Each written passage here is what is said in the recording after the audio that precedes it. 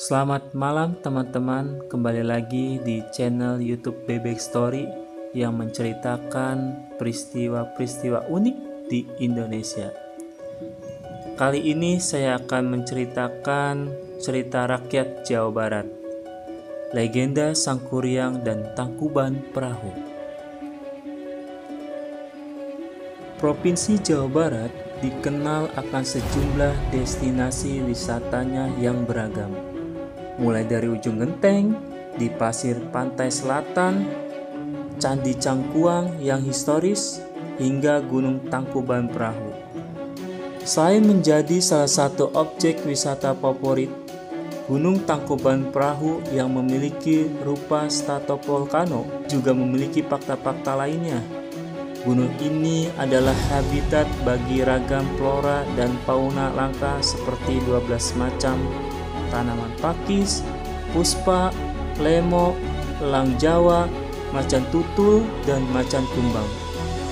Gunung ini juga memiliki 9 kawah, 3 diantaranya menjadi favorit wisatawan untuk berendam air hangat. Legenda di balik terciptanya gunung ini pun menjadi salah satu kisah populer. Anda tentunya pernah mendengar tentang Sangkuriang. Sangkuriang merupakan salah satu legenda populer Indonesia sehingga diadaptasi dalam beberapa bentuk. Selain diceritakan kembali di dalam sejumlah buku, kisah Sangkuriang juga pernah diadaptasi menjadi film layar lebar dengan judul yang sama pada tahun 1982. Waktu itu diperankan oleh Susana dan Clip Sangra. Sangkuriang juga pernah menjadi subjek tugas mahasiswa Universitas Komputer Indonesia, Telkom University, dan STT Garut yang diwujudkan dalam bentuk game, salah satu adaptasi di tahun 2020.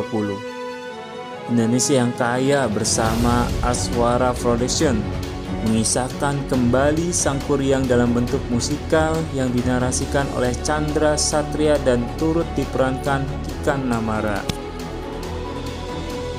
Kisah Sangkuriang terdiri dari jumlah tokoh yang berandil besar dalam alur cerita. Pertama tentu saja adalah Dayang Sumbi yang terlahir dari Wayung Hyang dan Raja Sungging Perbangkara.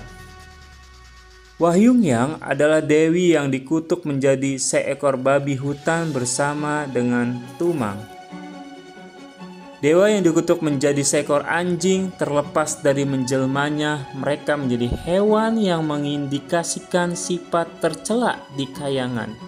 Keduanya menjadi sosok yang lebih baik dan bijaksana ketika berdiam di bumi. Dayang Sumbi sendiri digambarkan sebagai seorang gadis yang berparas rupawan dan berakal sehat sehingga bisa menolak pinangan anaknya sendiri.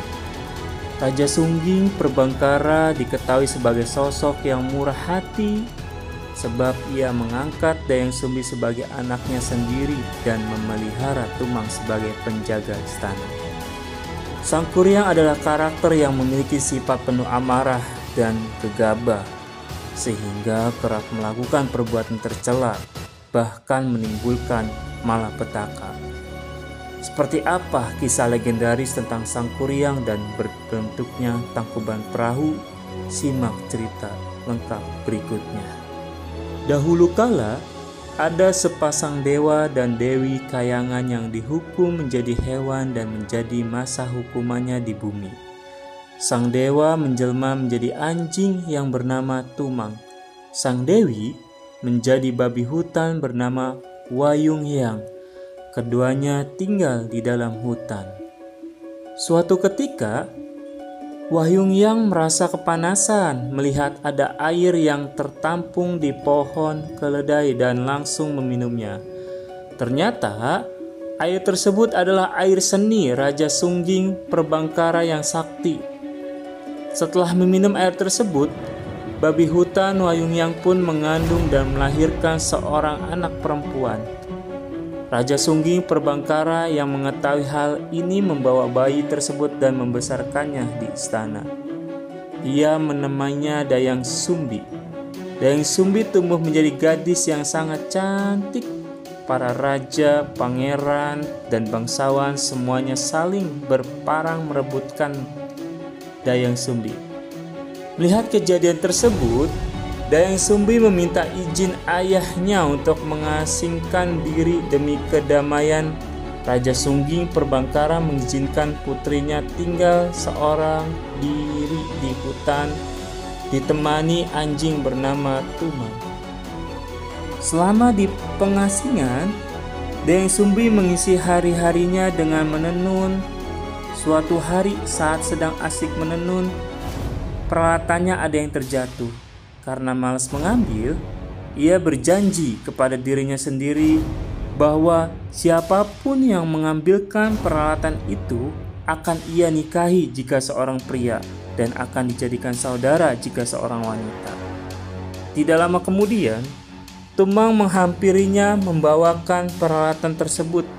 Karena harus menepati janji, Dayang Sumbi pun menikahi Tumang. Dari pernikahannya ia melahirkan seorang anak laki-laki yang dinamai Sangkuriang. Sama seperti kakeknya, sang raja Sangkuriang juga gemar berburu di hutan. Setiap kali berburu, ia selalu ditemani oleh Tumang. Sangkuriang tidak pernah tahu bahwa Tumang adalah jelmaan dewa sekaligus ayahnya. Sangkuriang hanya menganggapnya bahwa Tumang adalah anjing peliharaan biasa. Singkat cerita, pada suatu hari Sangkuriang diminta ibunya untuk berburu kijang karena Dayang Sumbi ingin memakan hati kijang. Sangkuriang pun pergi berburu bersama Tumang. Setelah lama menunggu dan tidak melihat satu ekor kijang pun, Sangkuriang mulai patah semangat. Tidak lama kemudian, Sangkuriang melihat seekor babi hutan dan segera meminta Tumang untuk mengejarnya. Tumang hanya biasanya semangat saat itu tidak mau menuruti perkataan Sangkuriang. Tumang mengenali babi hutan itu, Wahyungyang. Sangkuriang pun menjadi marah kepada Tumang karena tidak mendengarkannya. Sangkuriang lalu membunuh Tumang, mengambil hatinya dan membawanya kepada Dayang Sumbi untuk dimasak dan dimakan. Setelah ibunya mencari-cari Tumang, Sangkuriang akhirnya mengakui perbuatannya. Dayang Sumbi yang sangat marah memukul Tumang kepada Sangkuriang. Setelah ibunya mencari-cari Tumang, Sangkuriang akhirnya mengakui perbuatannya. Dayang Sumbi yang sangat marah memukul kepala Sangkuriang hingga berdarah. Sangkuriang pun menjadi marah dan sakit hati karena ibunya lebih menyayangi Tumang dari dirinya. Ia lalu kabur dan mengembara sendiri. Setelah ditinggal Sangkuriang, Dayang Sumbi pergi bertapa untuk memohon ampun kepada dewa atas kesalahannya. Para dewa memaafkan dan memberinya kecantikan yang abadi sehingga wajah Dayang Sumbi tidak terlihat menua. Setelah bertahun-tahun terlewati, Sangkuriang tumbuh menjadi pemuda yang gagah dan sakti karena terus berburu kepada orang-orang sakti ia temui selama mengembara. Dalam perjalanannya, tanpa sadar ia kembali ke tempat kelahirannya. Di hutan ia terpesona pada kecantikan seorang gadis tanpa menyadari bahwa itu adalah ibunya. Dayang Sumbi yang juga tidak menyadari bahwa pemuda gagah itu adalah anaknya. Membalas cinta, Sangkuriang keduanya jatuh cinta dan berencana untuk menikah. Sebelum menikah, Sangkuriang berniat untuk pergi berburu. Dayang Sumbi pun membantunya mengenalkan ikat kepala saat itu. Dayang Sumbi lalu melihat bekas luka pukulannya dulu dan langsung mengenali Sangkuriang. Singkat cerita, Dayang Sumbi menceritakan siapa dirinya kepada Sangkuriang dan menolak untuk diperistri anaknya sendiri. Sangkuriang yang dibutakan oleh hawa nafsu tidak percaya pada cerita itu dan tetap berniat meminang Dayang Sumbi. Melihat kegigihan Sangkuriang, Dayang Sumbi akhirnya memberikan syarat pernikahan yang dianggap mustahil. Ia meminta Sangkuriang membendung sungai Citarum dan membangun sebuah kapal yang besar. hanya dalam waktu 1 malam. Jika berhasil, barulah ia akan menikahi Sang Kuryang. Sang Kuryang menyanggupi permintaan Dayang Sumbi. Dengan kesaktiannya, ia memanggil makhluk halus untuk membantunya bekerja. Ketika Dayang Sumbi melihat bahwa Sang Kuryang hampir berhasil, ia kembali berdoa kepada dewa meminta pertolongan. Dayang Sumbi lalu menebarkan kain putih dan memaksa ayam jantan berkokok. Makhluk halus yang mengira hari sudah pagi meninggalkan pekerjaan mereka,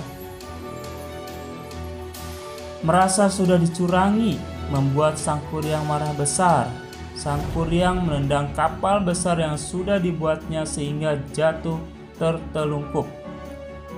Kapal besar ini kemudian menjelma menjadi sebuah gunung yang disebut Gunung Tangkuban Perahu, yang berarti perahu yang tertelungkup. Karena takut akan kemarahan Sang Kuryang, Dayang Sumbi terus berlari dan akhirnya menghilang di Gunung Putri. Sang Kuryang yang tidak berhasil menemukan Dayang Sumbi akhirnya menghilang ke dalam gaib.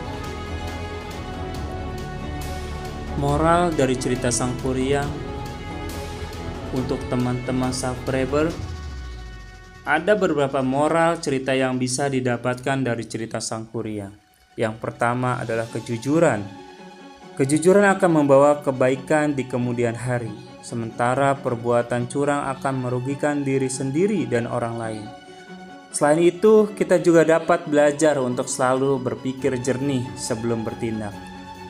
Jangan gegabah dan buru-buru dalam memutuskan sesuatu. Apalagi kalau kita sedang marah, sama seperti Sang Kuryang yang seringkali bertindak dikuasai oleh amarahnya. Dan pada akhirnya, perbuatannya itu tidak mendatangkan kebaikan.